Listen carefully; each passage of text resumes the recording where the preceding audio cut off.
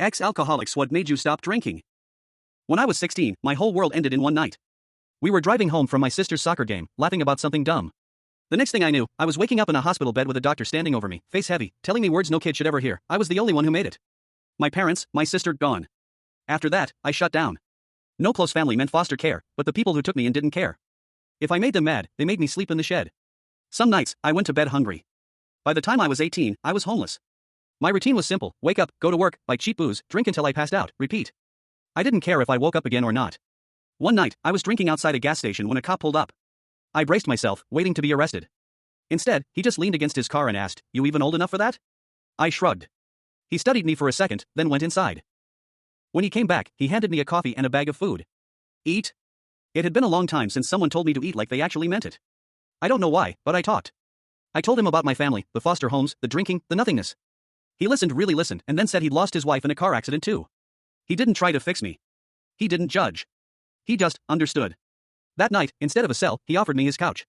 "We'll figure it out in the morning," he said, tossing me a blanket. From then on, he looked out for me. Helped me get a new ID. Found me a better job.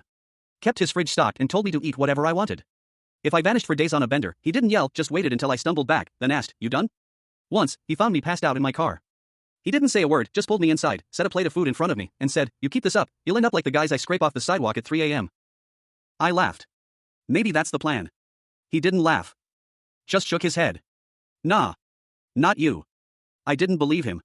But the way he said it stuck with me. Then one day, he came home and said, "Listen, I can get you into a program, law enforcement. But you gotta sober up first." I wanted to say yes. I wanted to believe I could do it. But I wasn't ready. I told him no. Not long after, he didn't come home. The next morning, I saw the headline, "Officer shot in the line of duty." I raced to the hospital.